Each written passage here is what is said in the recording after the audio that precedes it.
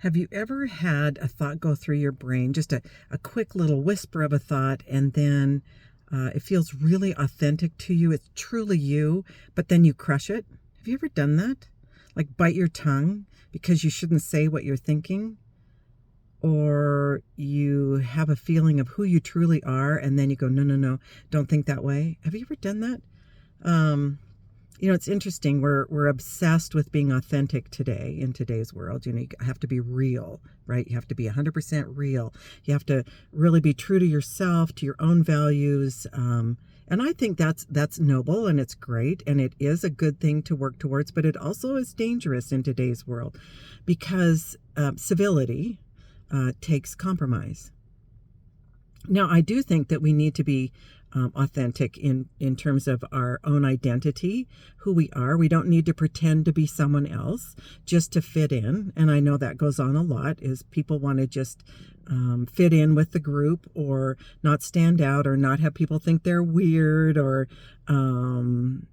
mean or dumb or ridiculous. Nobody wants to have somebody think of that of them. But on the same token, we have to get along with everyone because I feel like we're very polarized right now. And I know it's crazy right now how people are just, I don't know, I don't want to say angry, but they're on edge. I feel them as if they're on edge. The driving that I see is on edge.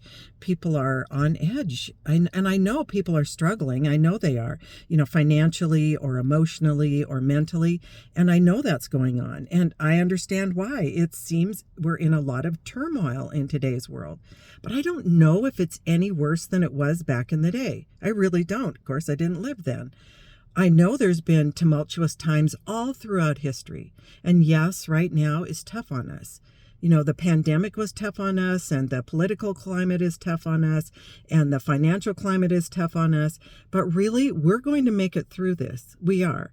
And so let's make it through the best way possible for us. Right? For us, our family, our friends, our communities. And I always say, let's go local. Let's stay local. Let's think local. Because I can't control what's in the bigger picture, but I can work on what's right around me, right? In my local community, I can do lots of good works. I can be with people that I enjoy. I can help people. I can learn things. I can influence my community and my surroundings. But in the bigger picture of things, I can't control that. So back to our own personal being and the truest thoughts that we have, I want us to think those because honestly, we were born with talents that we can offer. But if we crush what we, our self-expression, what we realize could work and we don't say it, right? We don't voice it because we're afraid or we think people will think we're dumb. No, we need to voice, hey, maybe this is a good idea. Maybe we should try this and be able to speak it that way. There's societal rules, and I get that, and they're not laws. They are rules, though, and there are, I call them rules of civility. There's a book about it. It's wonderful. Like when you're walking with somebody and they're talking to you, you walk beside them, not in front of them. You don't rush ahead when they're still talking to you because that's not civil, right? You don't tap your pencil on the table while somebody's talking. That's not civil, right? There are rules of civility, and I do think we need to get back to those and be civil. But I also think we also need to offer our perspective because we have a different perspective from other people, and maybe it will help somebody feel better about how things are. And so I think it's important for us to be ourselves as much as we can, as much as is appropriate, and speak what we see and what we think. Now, I have those glimmers of thoughts of, just myself, and I crush them. Right? I crush them with, you shouldn't be that braggadocious or, who are you to think that? And those are limiting beliefs that came out of my youth. And so I have to work on those, right? There are certain negative thoughts that our brain tells us that our self-talk is doing, and it's often not good for us. It's often unkind. And so why do we do that? Well, we magnify things. We blow them way up, or we zoom way in, right? We go in microscopic or we go macro, and neither one of those is really great, right? We need to be seeing things clearly, or we polarize things, right? It's all good or all bad. It's all perfect or it's all horrible. Well, that's not right either. What else do we do? Oh, we think we're mind readers. We think we're psychics, so we know what other people are thinking. No, we don't. I can't tell you what other people are thinking. I can barely tell you what I'm thinking.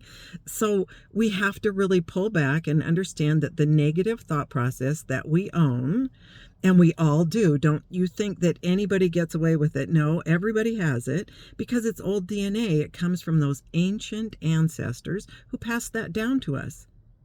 Really, and the only thing that controls our life, truthfully, is the way we think.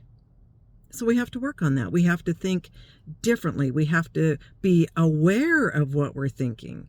Remember, we talked about being self-aware, but also being profoundly self-aware. And that means we know what we're thinking, and we also know why we're thinking it.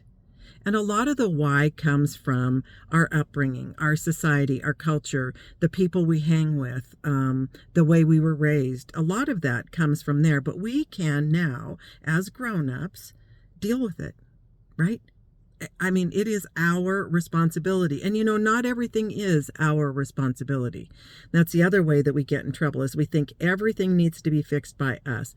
Not true. Your responsibility is you and your thinking. Yeah. Lots of things aren't in our control, and some are. And so we have to know the difference between what is in our control and what isn't. And that's the way that we can understand our thoughts, understand how we're thinking and how it's working for us, and what to do about it. And that's how we get a grip and are doing better in life, by managing our thinking. So if you have or haven't watched my videos, and this one kind of resonated with you, I'd love for you to like it. And then if you feel so compelled, I'd love for you to subscribe as well, so we can stay connected.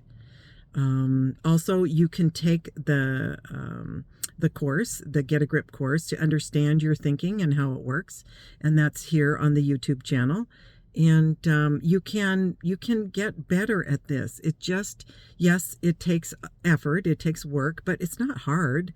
It's just being consistent about it, having a little discipline about it, and really managing your thinking.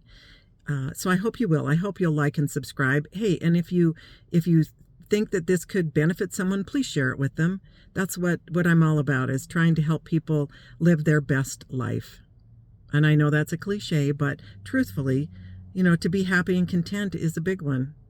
And in this time frame, that would be a gift, right? All right. So I hope your life is beautiful, and I hope you're doing well. And I will talk to you later. All right. Bye.